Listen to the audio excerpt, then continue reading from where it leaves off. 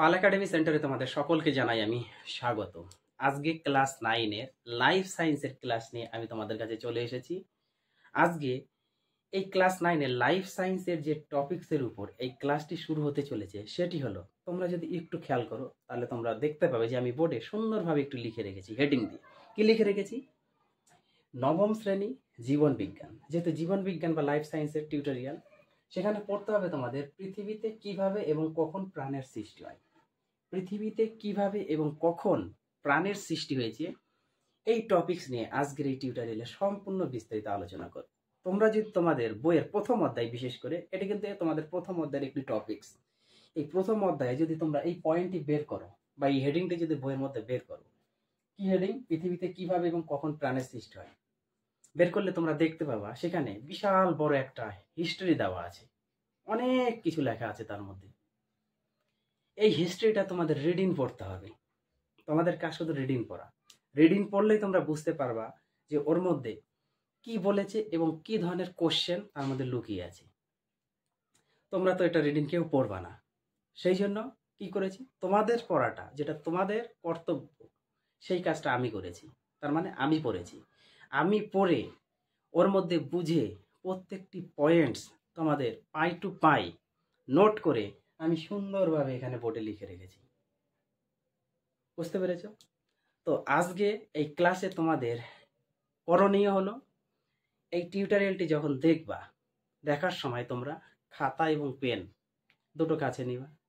নেওয়ার পর আমি যে কথাগুলি বলবো এবং যে পয়েন্টগুলো আমি এখানে লিখে রেখেছি প্রত্যেকটি পয়েন্ট তোমরা সুন্দরভাবে খাতাতে লিখবা। বুঝতে পারলা? লিখে এই টিউটোরিয়ালটা দেখবা, তারপরে তোমরা মুখস্থ করবা। দেখবা যে তোমাদের প্রত্যেকটি কোশ্চেন জল হয়ে গেছে। তাহলে তোমাদের এই যে হিস্ট্রিটা যে ছিল, বিশাল বড় একটা হিস্ট্রি, এই হিস্ট্রিটা আর পড়তে হবে না। বোঝা গেল? মানে তোমাদের কাজটা আমি নিজে করে দিয়েছি। সো এতটুকু শুধু তোমাদের কাছে রিকোয়েস্ট, তোমরা ধৈর্য ধরে প্রথম থেকে লাস্ট পর্যন্ত এই টিউটোরিয়ালটা দেখো। যাই হোক, আর বেশি আমি কথা বাড়াবো না, সরাসরি চলে আসবে এবার ক্লাসে। দেখো, প্রথম যে পয়েন্টটি সেটা আমরা একটু পড়ে নেই। কি আছে? পৃথিবীতে প্রাণের সৃষ্টি হয় প্রায় 4 বিলিয়ন। 4 বিলিয়ন কথার অর্থ হচ্ছে 400 কোটি বছর। বোঝা গেল?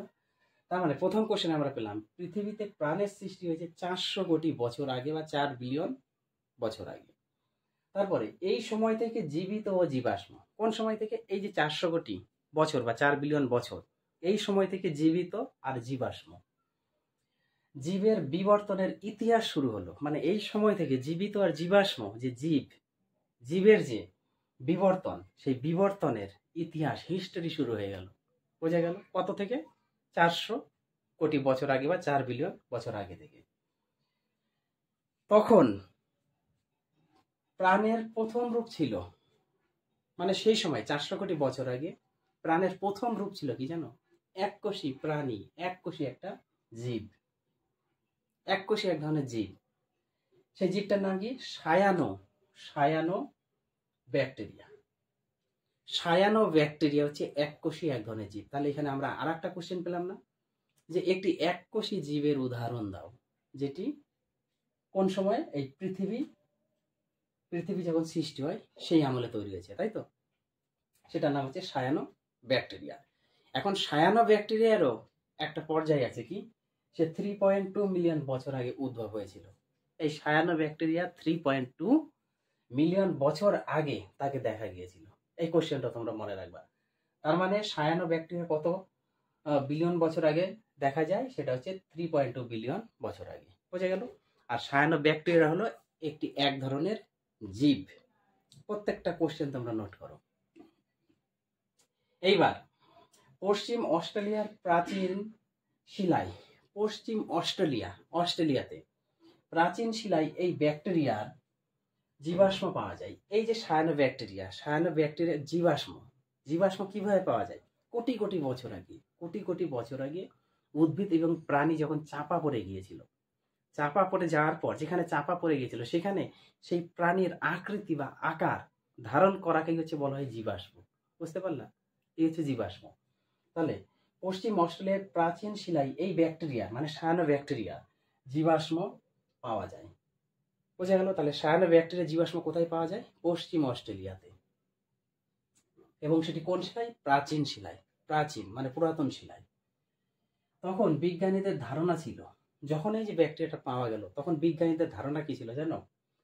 ছিল যে এই যে প্রোটিন, প্রোটিন আর একটা কি নিউক্লিক অ্যাসিড, এরা দুটোই হচ্ছে জটিল জটিল অণু। তার মানে হচ্ছে তখন বিজ্ঞানীদের ধারণা ছিল প্রোটিন আর নিউক্লিক অ্যাসিডের মতো যে জটিল অণুগুলি এরা একত্রিত হয়ে কি করেছিল? প্রাণের সৃষ্টি করেছিল। প্রাণী সৃষ্টি করে। মানে তখন বিজ্ঞানীদের ধারণা ছিল প্রোটিন ও নিউক্লিক অ্যাসিডের মতো কঠিন অণুগুলি একত্রিত বা মিশে তারা কি করে? প্রাণের সৃষ্টি করে। এখন এই যে সায়ানোব্যাকটেরিয়া হচ্ছে এক ধরনের নীলাভ সবুজ শৈবাল। এই কথাটা মনে রাখতে হবে। যদি বলা হয় যে তোমাদের একটি নীলাভ সবুজ শৈবাল নামক একটি ব্যাকটেরিয়ার উদাহরণ দাও, তখন আমাদের কি বলতে হবে? নীলাভ সবুজ শৈবাল নামক একটি ব্যাকটেরিয়া হচ্ছে সায়ানোব্যাকটেরিয়া। খুব ইম্পর্টেন্ট একটা কোশ্চেন।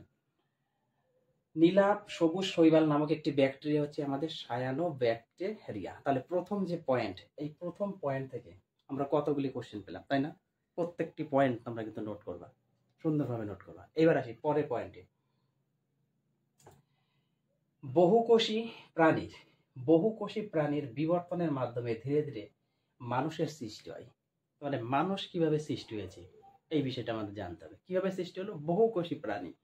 এই যে বহুকোষী প্রাণীর বিবর্তনের মাধ্যমে তখন আমাদের সৃষ্টি হলো কি? মানুষ। প্রত্যেকটা কোশ্চেন ইম্পর্টেন্ট কোশ্চেন। বহুকোষী প্রাণীর বিবর্তনের মাধ্যমে ধীরে ধীরে আমাদের সৃষ্টি হয়েছে এই মানুষের প্রজাতি। বোঝা গেল? এইবার আসি আমরা পরের পয়েন্ট। বিজ্ঞানীদের মতে প্রাণ সৃষ্টির জন্য 4টি প্রধান সহায়ক উপাদান। বিজ্ঞানীদের মতে, তাদের মতে এই যে প্রাণ সৃষ্টি, এই প্রাণ সৃষ্টির জন্য 4টি প্রধান সহায়ক উপাদান আছে। প্রাণ সৃষ্টির জন্য 4টি প্রধান সহায়ক উপাদান। সেই উপাদানগুলি কি কি আমরা জানবো, এক এক করে জানবো। একটু খেয়াল করো বোর্ডে, এই দেখো তীর চিহ্ন দিয়ে আমি দিয়ে রেখেছি প্রত্যেকটা। কার্বন, একটা হচ্ছে কার্বন, তারপর হচ্ছে নাইট্রোজেন, যার সংকেত হচ্ছে N, আর কার্বন হচ্ছে C। কার্বন, নাইট্রোজেন, তারপর হাইড্রোজেন মানে H, আর একটা হচ্ছে অক্সিজেন মানে O। তার মানে বিজ্ঞানীদের মতে প্রাণ সৃষ্টির জন্য 4টি প্রধান সহায়ক উপাদান হচ্ছে আমাদের কার্বন, নাইট্রোজেন, হাইড্রোজেন এবং অক্সিজেন। খুবই গুরুত্বপূর্ণ। এই সরল অণুগুলি, এরা প্রত্যেকটা হচ্ছে সরল অণু, জটিল অণু না কিন্তু। কার্বন, নাইট্রোজেন, অক্সিজেন, হাইড্রোজেনের প্রত্যেকটাই হচ্ছে কি? সরল অণু। সরল অণুগুলি পরবর্তীতে কি হচ্ছে? জটিল অণু গঠন করে প্রাণের ভিত্তি স্থাপন করেছে। তার মানে কি? প্রথমে এরা সরল ছিল, এই সরল অণুগুলি পরবর্তীতে কি হচ্ছে? পরবর্তীতে এরা কি বিক্রিয়া করে নিয়েছে, তাই তো? করার পরে একটা জটিল অণু তৈরি হয়ে গেছে, মিক্স হয়ে একটা জটিল অণু তৈরি করলো। তৈরি করার পরে এই প্রাণের ভিত্তি তখন স্থাপন হলো। বোঝা গেল? মানে সরল অণু থেকে জটিল অণু যখনই তৈরি হলো তখন হচ্ছে প্রাণের ভিত্তি স্থাপন হলো। এখন আমরা যেহেতু আমরা জানলাম যে প্রাণী, এই যে প্রাণ সৃষ্টির জন্য 4টি প্রধান সহায়ক উপাদান কি কি?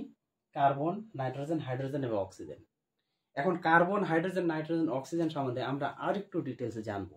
প্রত্যেকটা বিষয় আমরা সুন্দরভাবে পড়বো, কারণ এরা ছিল হচ্ছে সরল অণু, তারপরে জটিল অণু তৈরি হয়ে আমাদের কি হয়েছে? প্রাণের ভিত্তি স্থাপন করেছে।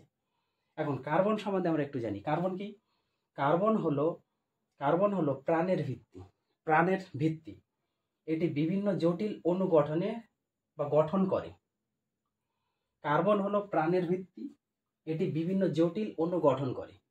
কার্বন কোন কোন জটিল অণু গঠন করে? দেখো কোন কোন জটিল অণু গঠন করে। এই জটিল অণু গঠনের জন্য কিন্তু আমাদের প্রাণের ভিত্তি স্থাপন হয়েছে। এবার কি কি জটিল অণু কার্বন গঠন করছে? Amino acid. কার্বন জটিল অণু গঠন করছে, সেটা হচ্ছে অ্যামাইনো অ্যাসিড, নিউক্লিক অ্যাসিড ও কার্বোহাইড্রেট।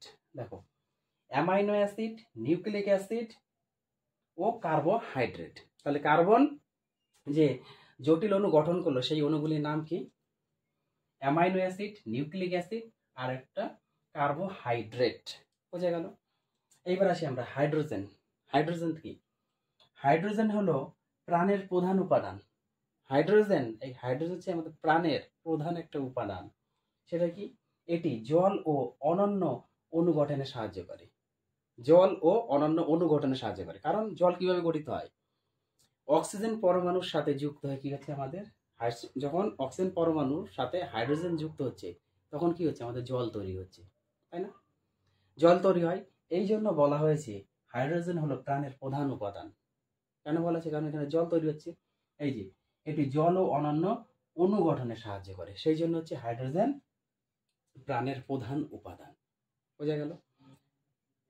এইবার আসি আমরা অক্সিজেন। অক্সিজেন হলো প্রাণের জন্য একটি প্রয়োজনীয়, অক্সিজেন হলো প্রাণের জন্য একটি প্রয়োজনীয় মৌলিক উপাদান, একটি মৌলিক উপাদান। এটি শ্বাস প্রশ্বাস ও অন্যান্য বিপাকীয় ক্রিয়ায় সাহায্য করে। অক্সিজেন, আমরা অক্সিজেনের সাহায্যে কি নেই, শ্বাস প্রশ্বাস আমরা নিচ্ছি, শ্বাস প্রশ্বাস অক্সিজেন, আমরা কি নিঃশ্বাস নিচ্ছি, আর কার্বন ডাই অক্সাইড আমরা ছাড়ছি। অক্সিজেন আমরা গ্রহণ করি এবং কার্বন ডাই অক্সাইড আমরা পরিত্যাগ করে দিই। সো এখানে অক্সিজেনটা হলো হচ্ছে একটি প্রয়োজনীয় মৌলিক উপাদান, যেটা হচ্ছে শ্বাস প্রশ্বাস ও অন্যান্য বিপাক ক্রিয়া সাহায্য করে। বোঝা গেল? এইবার আসি আমরা নাইট্রোজেন। নাইট্রোজেন হলো প্রোটিন আর একটা হচ্ছে কি নিউক্লিক অ্যাসিডের একটি গুরুত্বপূর্ণ উপাদান। এই যে নাইট্রোজেন অণুটা, এই নাইট্রোজেন অণু হচ্ছে আমাদের প্রোটিনের আর একটা নিউক্লিক অ্যাসিডের একটি গুরুত্বপূর্ণ উপাদান হিসাবে কাজ করে এই নাইট্রোজেন। তাহলে আমরা কার্বন, হাইড্রোজেন, অক্সিজেন এবং নাইট্রোজেন, এই যে চারটি প্রধান সহায়ক উপাদান সম্বন্ধে আমরা জানলাম। এইবার আসবো আমরা পরের পয়েন্ট কি বলেছে, কোয়াসারভেট। খুব ইম্পর্টেন্ট একটা কোয়াসারভেট। কোয়াসারভেটগুলি সাধারণত জলীয় দ্রবণে গঠিত হয়। কোয়াসারভেটগুলি সাধারণ জলীয় দ্রবণে গঠিত হয়, যেখানে প্রোটিন থাকবে, অ্যামিনো অ্যাসিড ও অন্যান্য জৈবিক অণু। কি কি? যেখানে প্রোটিন, অ্যামিনো অ্যাসিড ও অন্যান্য জৈবিক অণুগুলি একত্রিত হয়ে একটি আলাদা ফেজ বা ফোঁটা তৈরি করে। তার মানে এই যে কোয়াসারভেট কিভাবে তৈরি হয়, প্রোটিন, অ্যামিনো অ্যাসিড ও অন্যান্য জৈবিক অণুগুলি একত্রিত হয়ে একটি আলাদা ফেজ বা ফোঁটা তৈরি করে, এটা হচ্ছে কোয়াসারভেট। এবং এই কোয়াসারভেটের প্রবক্তা ছিলেন, এই যে কোয়াসারভেটের সাধারণ প্রবক্তা ছিলেন আলেকজান্ডার ওপারিন। খুব একটা ইম্পর্টেন্ট কোশ্চেন তোমাদের, যে কোয়াসারভেটের প্রবক্তা কে বা উদ্ভাবক কে, সেটি হচ্ছে আমাদের আলেকজান্ডার ওপারিন হচ্ছে আমাদের এই কোয়াসারভেটের প্রবক্তা। বোঝা গেল? এই কোশ্চেনগুলো কিন্তু সম্পূর্ণ তোমাদের পাই টু পাই নোট করতে হবে, প্রত্যেকটি কথা তোমাদের নোট করতে হবে। তারপরে এই কোয়াসারভেটগুলি ধাপে ধাপে, এই যে কোয়াসারভেটগুলি ধাপে ধাপে কি করতেছে, ইওবায়ন্ট ও প্রথম আদিকোষ বা প্রোটোসেল উৎপন্ন হয়। তার মানে কি, এই যে কোয়াসারভেটটি ধীরে ধীরে ধাপে ধাপে কি তৈরি করলো, একটা হচ্ছে ইওবায়ন্ট আর একটা হচ্ছে প্রথম আদিকোষ, যার আরেকটি নাম হচ্ছে আমার প্রোটোসেল। তার মানে আদিকোষ ও প্রোটোসেল তৈরি হলো কিসের থেকে, এই কোয়াসারভেট থেকে। কোয়াসারভেটটা এক একটা ধাপে ধাপে গিয়ে এটা তৈরি করেছে। বোঝা গেল? তার সাথে আর একটা তৈরি হলো কি, ইওবায়ন্ট। এই দুটো তোমাদের নোট করতে হবে। এবার আসি পরবর্তী পয়েন্ট, আদিকোষ বা প্রোক্যারিওটিক কোষটি। আমাদের আদিকোষ বা প্রোক্যারিওটিক কোষ, আর একটা আছে ইউক্যারিওটিক কোষ। এই প্রোক্যারিওটিক কোষ এবং ইউক্যারিওটিক কোষের তোমাদের আলাদা আলাদাভাবে আমি দুটো ভিডিও আপডেট দিব, কারণ প্রোক্যারিওটিক কোষের অনেক ব্যাখ্যা আছে এবং ইউক্যারিওটিক কোষেরও অনেক ব্যাখ্যা আছে। প্রত্যেকটির আমি আলাদা আলাদা ভিডিও আপডেট দিব। আজকে শুধু এখানে তোমাদের একটু জানতে হবে, এই যে আদিকোষ বা প্রোক্যারিওটিক কোষ, এই কোষটা আমাদের ডিএনএ দ্বারা গঠিত হয়। DNA, deoxy ribonucleic acid, DNA দ্বারা গঠিত হয়। এতে সুনির্দিষ্ট নিউক্লিয়াস থাকে না। তার মানে কি, এই যে প্রোক্যারিওটিক কোষ, আদিকোষ বা প্রোক্যারিওটিক কোষে সুনির্দিষ্ট নিউক্লিয়াস থাকে না, এতটুকু মনে রাখতে হবে। তার মানে নিউক্লিয়াস থাকে না কোন কোষে, আমাদের আদিকোষ বা প্রোক্যারিওটিক কোষে। এবং এই আদিকোষটি কি দ্বারা গঠিত হয়, ডিএনএ, ডিঅক্সি রাইবোনিউক্লিক অ্যাসিড দ্বারা গঠিত হয়। খুবই ইম্পর্টেন্ট এই কোশ্চেনটি। তারপরে এইখন আমাদের যে আদিকোষ বা প্রোক্যারিওটিক কোষের উদাহরণ, এক্সাম্পল কি হতে পারে, উদাহরণস্বরূপ হিসাবে মাইকোপ্লাজমা একটা, তারপরে সায়ানো ব্যাকটেরিয়া একটা, আর একটা হচ্ছে নীলাভ সবুজ শৈবাল। তার মানে আদিকোষ বা প্রোক্যারিওটিক কোষের উদাহরণ হচ্ছে আমাদের তিনটা: মাইকোপ্লাজমা, সায়ানোব্যাকটেরিয়া এবং নীলাভ সবুজ শৈবাল। বোঝা গেল?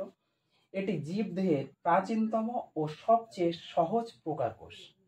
তার মানে জীবদেহের সবচেয়ে প্রাচীনতম বা পুরাতন কোষ কি? প্রোক্যারিওটিক কোষ। এবং সহজ প্রকার কোষ কি? প্রোক্যারিওটিক কোষ। বোঝা গেল? খুবই ইম্পর্টেন্ট কোশ্চেন। তোমাদের এখান থেকে কোশ্চেন হবে, জীবদেহের প্রাচীনতম বা পুরাতন কোষটির নাম কি? প্রোক্যারিওটিক কোষ। বা সবচেয়ে সহজ প্রকার কোষটির নাম কি? প্রোক্যারিওটিক কোষ। এবার প্রোক্যারিওটিক কোষ কি দ্বারা গঠিত? ডিএনএ দ্বারা গঠিত। প্রোক্যারিওটিক কোষে কি পাওয়া যায় না? নিউক্লিয়াস থাকে না বা নিউক্লিয়াস পাওয়া যায় না। খুব ইম্পর্টেন্ট কোশ্চেন। এবার প্রোক্যারিওটিক কোষের উদাহরণ: মাইকোপ্লাজমা, সায়ানোব্যাকটেরিয়া, নীলাভ সবুজ শৈবাল। বোঝা গেছে? যেহেতু আমরা প্রোক্যারিওটিক কোষ সম্বন্ধে জানলাম, এবার একটু ইউক্যারিওটিক কোষ নিয়ে আসি।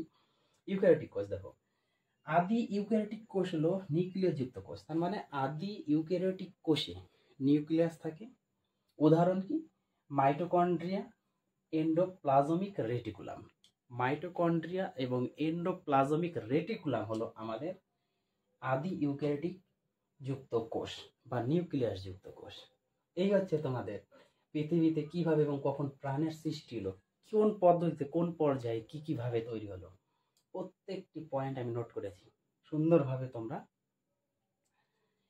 এই লেখাগুলা একটু নোট করবা, নোট করে নিজেরা একটু মুখস্থ করবা। যাই হোক, আশা করি কারো এখানে বুঝতে কোনো রকম সমস্যা নেই। আবার তোমাদের সাথে আমি দেখা করব এর পরবর্তী পার্ট নিয়ে। আজকের মতো তাহলে এখানেই শেষ করছি।